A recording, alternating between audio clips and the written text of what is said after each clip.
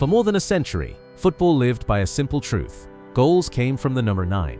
From Gerd Müller to Ronaldo Nazario, from Drogba to Shearer, the striker was the hero, the executioner, the player who turned games into stories and stories into legends. But somewhere between modern tactics, analytics, and the obsession with control, something shifted. The role that once defined football is quietly disappearing, and no one, not even Erling Haaland, can fully escape the tide pulling the position into extinction.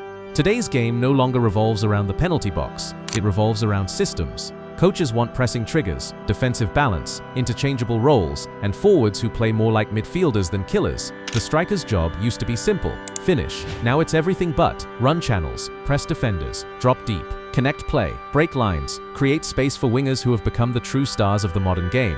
The 9 is no longer the center of the story, it is a sacrifice, and as football becomes faster, more complex and more scripted, pure finishers, the old-school predators are becoming incompatible with the machine. Strikers who live for chaos now face a sport obsessed with control. Instinct is losing to structure, flair is losing to data, and the role once built on freedom is being engineered out of existence. Before delving deeper into the tactical evolution that has eliminated modern forwards and the economic forces at play, you can support the channel by liking the video, subscribing, and sharing it. Thank you.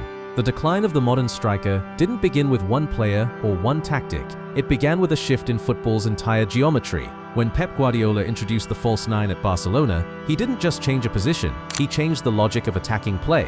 Suddenly, the most dangerous player wasn't the one closest to goal, but the one furthest from expectation. Midfielders attacked the box, fullbacks became creators, wingers became scorers, and the traditional number trumpeth, the penalty box assassin, became an optional accessory in a system designed to score without him. Clubs noticed, data departments noticed, agents noticed, and slowly, forwards were reshaped into hybrids: half striker, half playmaker, half pressing machine. Coaches wanted intensity instead of instinct, positioning instead of chaos, runners instead of finishers. The striker stopped being a specialist and became a generalist, valuable but interchangeable. The irony is brutal. The more football evolves, the less it needs the player it once worshipped. Wingers now take the high-value shots. Midfielders control every phase. Systems attack in waves, not individuals. Even elite strikers must justify their place inside structures built for collective over individual expression. Haaland scores more than anyone, yet even he is judged not by goals, but by how well he fits the system around him. The role that once shaped the team is now shaped by the team.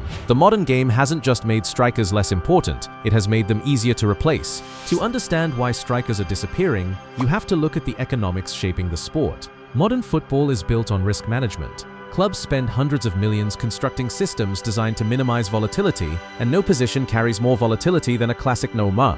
Pure finishers are streaky. When they score, they look unstoppable. When they don't, the entire structure collapses around them. Boards fear that inconsistency. Data departments punish it. Investors refuse to fund it. So clubs shifted their money to positions with more predictable output. Wingers who generate expected goals through sheer volume. Midfielders who guarantee control. Defenders who start attacks with surgical precision. Even fullbacks became more valuable than strikers because they influence more phases of play. The game evolved, and the market followed.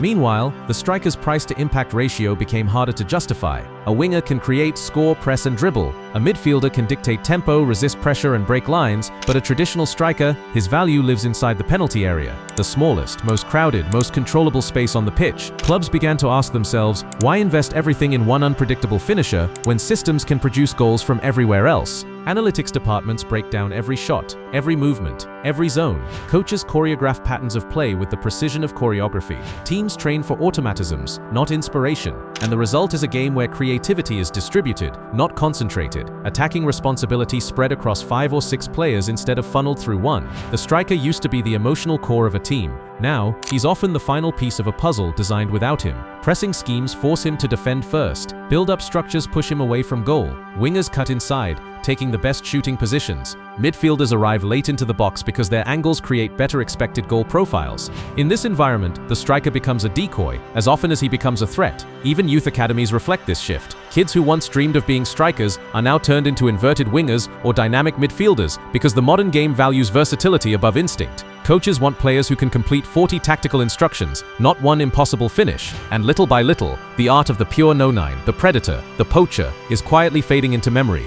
The cruel irony is that even when a striker succeeds today, his success is used as proof that the role no longer functions on its own. Look at the modern examples. Haaland breaks records, but analysts question his involvement. Kane drops deep to stay relevant. Lautaro must press like a midfielder. Lewandowski is judged not only on goals, but on how well he supports possession. Modern strikers are forced to evolve not because the position demands it, but because the sport around them refuses to wait. Coaches want forwards who can disappear into the system, not stand outside of it. If a striker doesn't contribute to the press, he becomes a liability. If he can't combine in tight spaces, he becomes predictable. If he waits for service, he becomes obsolete. The paradox of the modern game is that strikers are expected to do everything except the one thing that once defined them: live inside the penalty box. This pressure pushes strikers into unfamiliar shapes. They drop deep to escape isolation. They drift wide to find space that no longer exists centrally. They create instead of receiving. They run more than they shoot. In the quest to stay relevant, they become less of what made them special. Even the players who survive this evolution pay a price. The more complete a striker becomes, the less he resembles a true no-nine. Football elevates multifunctional attackers, but in doing so, buries the identity of the specialist. The position doesn't die with decline, it dies with transformation. The modern striker still exists, but only as a shadow of his former self, reshaped by a sport that values systems over individuals. And deep beneath the surface, a new truth emerges. Football hasn't simply replaced the striker, it has outgrown him. To see how far the striker has fallen, you only need to watch how clubs build their squads. 20 years ago, the first signing was the striker. Today, he is the last piece, sometimes optional, sometimes rotational, rarely central. Modern systems are built backwards: structure first, midfield control second, wide dominance third, and somewhere at the end, a no-number 9 who must fit into a machine already designed without him. The message is clear: the system is the star, not the striker.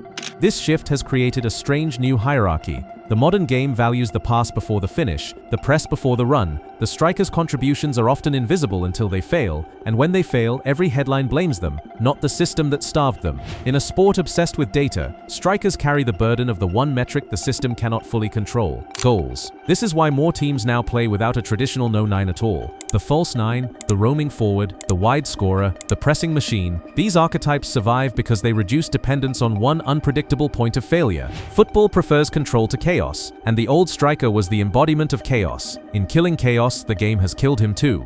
Yet the disappearance of the modern striker isn't just a tactical or economic outcome, it's a cultural one. Football has shifted its identity.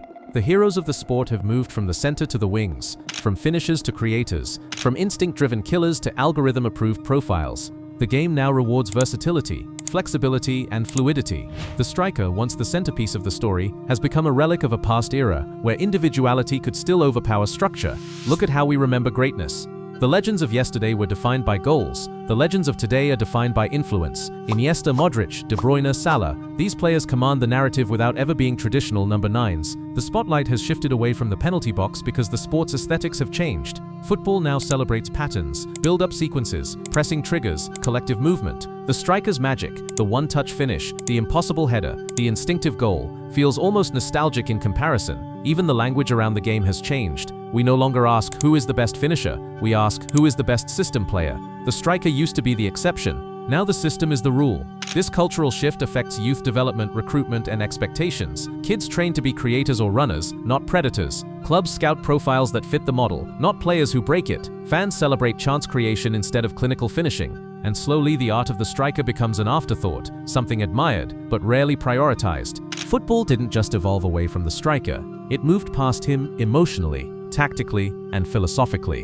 In the end, the death of the modern striker is not a tragedy, it is a transformation. Football hasn't eliminated the number 9, it has absorbed him, reshaped him, and forced him to evolve into something entirely different. The pure finisher, the instinctive predator, the penalty box assassin. The striker didn't fail the modern game. The modern game outgrew the world he once ruled. Yet something irreplaceable is lost. Those moments when a single touch could rewrite destiny. Those goals that didn't follow patterns, they broke them. Those finishes that made the stadium feel like it was collapsing under its own noise. Football's obsession with control has made the sport cleaner, smarter, and more efficient, but also less wild, less irrational, less human. And no position embodied that raw human chaos more beautifully than the striker. The future will produce great goal scorers, it always does. But the era of the pure no-nine, the player who lived on instinct alone, is fading into history. What remains is a new archetype, the striker as creator, presser, connector, runner, everything at once and nothing exclusively. A position stretched thin until it becomes unrecognizable. Football didn't kill the striker, it redesigned him. Subscribe, like, and tell me, do you think the classic no-nine will ever return, or has football permanently evolved past him?